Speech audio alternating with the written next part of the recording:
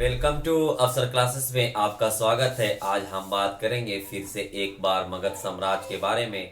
मगध साम्राज्य के बारे में आज हम चर्चा करेंगे फिर से। मगध साम्राज्य में जो 7 राजवंशों ने शासन किया था, जिसमें हमने 2 पढ़ा दिया है, जिसमें हमने हर्यक वंश और शिशुनाग वंश समाप्त कर चुके हैं। आज हम बात करेंगे नंद वंश के बारे में और देखेंगे कि नंद वंश का संस्थापक कौन है और इसका अंतिम शासक कौन था। तो चलिए देखते हैं कौन से प्रश्न भी आई है। तो चलिए देखेंगे हमारा जो फर्स्ट है, देखेंगे नंद वंश। नंद वंश का पहले काल देखेंगे कब से कब तक चला था।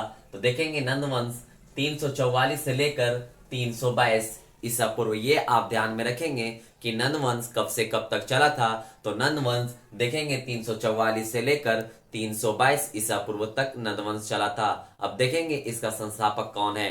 देखेंगे जो हमारा इसका संस्थापक, इस वंश का संस्थापक महापद्मानंद थे। ये आप ध्यान में रखेंगे कि नंद वंश का संस्थापक कौन था, तो महापद्मानंद थे। ये आप ध्यान में रखेंगे और महापद्मानंद का देखेंगे जो काल है वो क्या है। ये देखेंगे महापद्मानंद का काल 344 से लेकर 334 ईसा पूर्व तक। तो ये आप ध्यान में रखेंगे, ये वेरी वेरी इंपॉर्टेंट है कि महापद्मानंद का काल क्या है, 344 से लेकर 334 ईसा पूर्व, जो नंद वंश का संस्थापक था। और देखेंगे इसमें कौन से भी व्यायी प्रश्न है।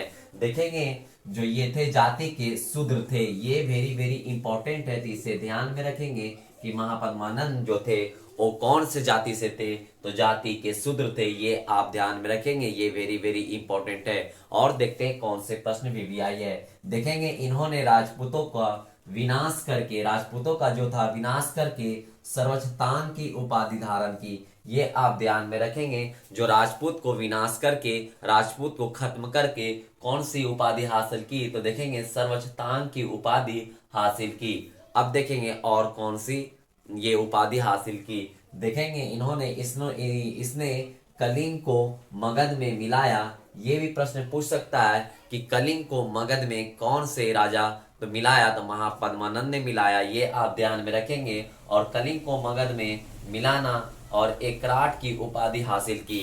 जब उन्होंने कलिंग को मगध में मिला लिया तो उसे एकराट की उपाधि हासिल की। ये आप ध्यान में रखेंगे। तो ये एग्जाम में पूछता है और कई सारे एग्जाम में ये पूछा हुआ प्रश्न है कि कलिंग को जीतकर जो मगध में मिला लिया था और उसे एकराट की उपाधि हासिल कौन से राजा का मिला था, तो महापद्मानंद को मिला था। ये ध्यान में रखेंगे। ये हमारा जो था महापद्मानंद का, ये बहुत वेरी वेरी इंपॉर्टेंट है, तो इसे आप ध्यान में रखेंगे। आई होप, उम्मीद है कि आपको महापद्मानंद समझ में आ गया होगा। अब देखते हैं जो नंद वंश का अंतिम शासक कौन है, उस पर चर्चा करेंगे। देखेंगे इस वंश का जो सबसे अंतिम शासक है घनानंद है। ये ध्यान में रखेंगे कि नंद वंश का सबसे अंतिम शासक कौन है, तो घनानंद है। ये आप ध्यान में रखेंगे। और देखेंगे इस वंश का अंतिम शासक था कौन कौन था अंतिम शासक, घनानंद। किसका अंतिम शासक था, नंद वंश जो था, जो नंद वंश हमारा है, इसका अंतिम शासक कौन है, घनानंद है। ये आप ध्यान में रखेंगे। और यह सिकंदर का समकालीन था। ये आपसे प्रश्न पूछ सकता है कि सिकंदर का समकालीन कौन था, तो घनानंद था। ये आप ध्यान में रखेंगे कि घनानंद था जो था सिकंदर का समकालीन था।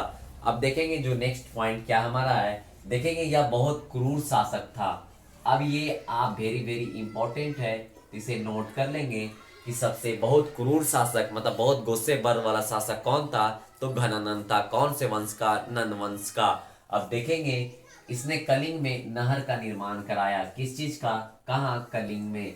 देखेंगे जो कलिंग में इन्होंने नहर का निर्माण कराया, जिससे सिंचाई में, खेती करने में बहुत से किसानों को आसान हो गया। अब देखेंगे जो हमारा है, इसने अपने दरबार से चाणक्य, ये आप ध्यान में रखेंगे, इसके दरबार में एक चाणक्य नाम के व्यक्ति थे।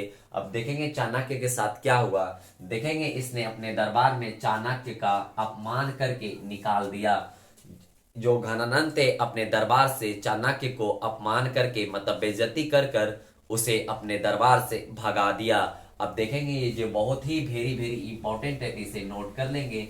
किसको भगाया था अपमान करके, तो चाणक्य को। ये आप ध्यान में रखेंगे, कौन भगाया था, तो घनानंद ने भगाया था। अब देखेंगे जिसके कारण चाणक्य अपने प्रिय शिष्य, अब देखेंगे चाणक्य का प्रिय शिष्य कौन था, तो चंद्रगुप्त मौर्य।